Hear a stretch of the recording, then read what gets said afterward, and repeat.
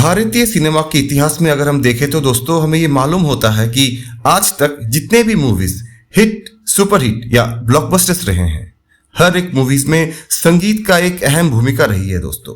फिर वो चाहे मदर इंडिया हो, कश्मीर की कली हो, रंगीला हो या फिर दिल तो पागल है।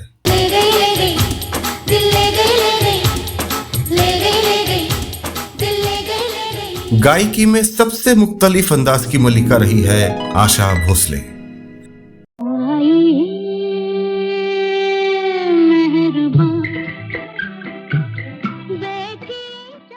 जन्म 8 सितंबर 1933। उनका प्रोफेशनल लाइफ बहुत ही कठिनाइयों से शुरू हुआ था दोस्तों, लेकिन हजारों मुश्किलों के बावजूद भी अगर हम नंबर्स की बात करें तो आशा भोसले ने करीब 1000 फिल्मों में 10,000 से भी ज्यादा गाने गाए हैं।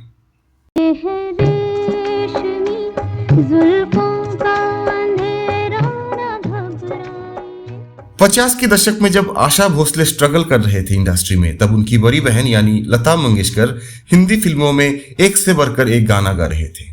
किसी भी मूवी में आप देखेंगे लेट 50s और पूरे 60s में maximum female playback Geeta Dutt, Shamshad Begum और लता मंगेशकर की हुआ करती थी। आशा भोसले को हमेशा सेकंड लीड फीमेल सिंगर का दर्जा दिया जाता था by almost every music director. जो गीत लता मंगेशकर, गीता दत्त से छूट जाती थी या वो लोग गाते नहीं थे, वही सब गीत घूम फिर के आशा जी के पास आते थे।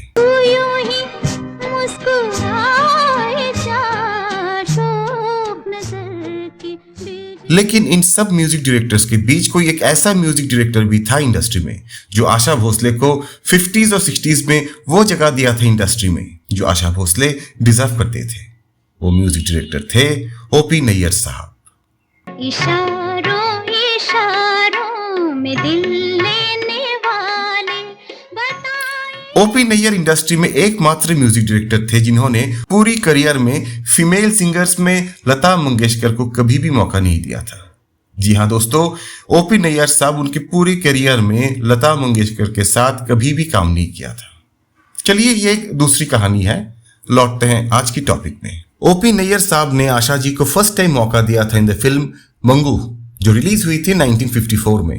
मन मुर्गा झूम के और फिर एक जोड़ी बनी 50s के दशक में ओपी नैयर और आशा भोसले की। एक ऐसा वक्त आया था जब ओपी नैयर बाकी सब फीमेल प्लेबैक को भूल के सिर्फ आशा भोसले को ही फीमेल लीड प्लेबैक में रखते थे। पिया पिया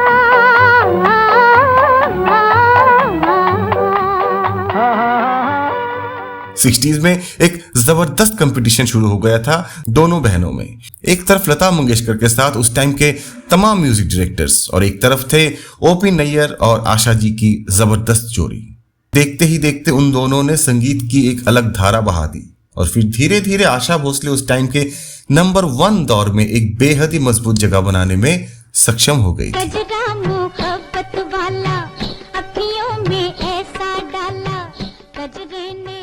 बीच में लता मंगेशकर के साथ अनबन होने के कारण सुर सम्राट एस डी बर्मन भी कुछ साल लता मंगेशकर को गाना देना बंद कर दिए थे।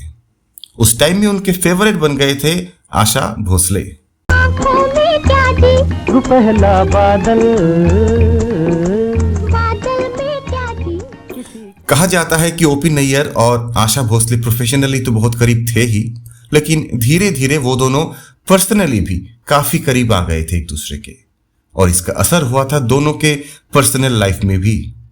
और शायद यही कारण थी Asha Bhosle end of 60s में ओपी नैयर साहब से दूरी बढ़ाना शुरू कर दिया था।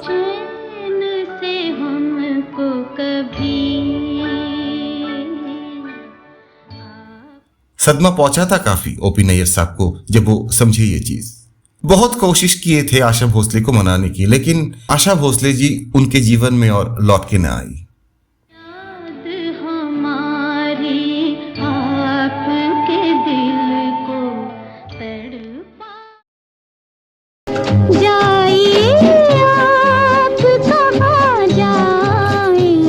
धीरे धीरे वो टूट सा गए और फिर उन्होंने म्यूजिक देना काफी कम कर दिया था 60s के एंड में और 70s में। 70s के दशक में म्यूजिक भी काफी मॉडर्न हो चुका था ऑडियंस का टेस्ट भी चेंज हो रहा था धीरे धीरे। लेकिन आशा जी का जलवा तो अभी शुरू ही होने वाला था। और फिर 1971 में रिलीज हुई फिल्म कारवां। आशा भोसले ने गाया एक ब्लॉकबस्टर हिट गाना, लेकिन म्यूजिक डायरेक्टर ओपी नैयर साहब नहीं थे। एंट्री हुई 70s का महारथी पंचम दा की। पिया तू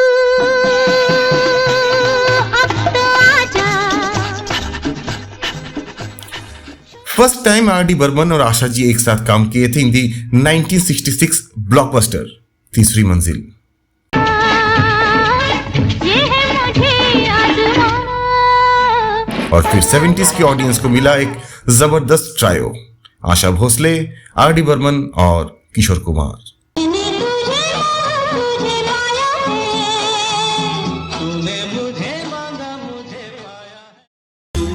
तू है वही दिल ने जिसे अपना कहा, तू है जहां। 70s में जितने हिट्स लता मंगेशकर ने दिए थे, आशा भोसले ने भी उतने ही हिट्स दिए। उस टाइम में हर एक म्यूजिक डायरेक्टर्स चाहते थे लता मंगेशकर और आशा भोसले को। दोनों ही नंबर 1 पोजीशन के लिए लड़ रहे थे और ये दो बहनों की लड़ाई जारी थी बहुत दिनों तक।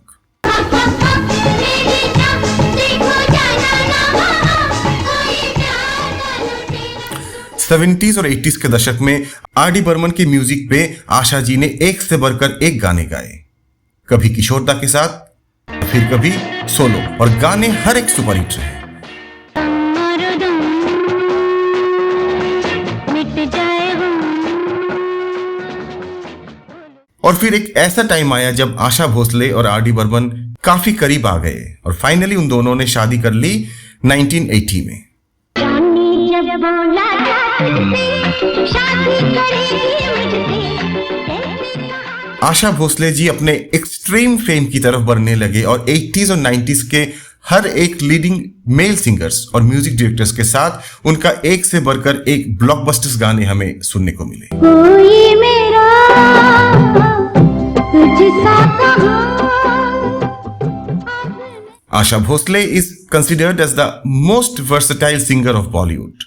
Asha ji's work includes film music, pop, ghazals, bhajans, traditional Indian classical music, folk songs, qawwalis and Rabindra Sangeet. मी कोन कानोनेर फूल, कोन गगनेर तार। Apart from Hindi, she has sung in over 20 Indian and foreign language.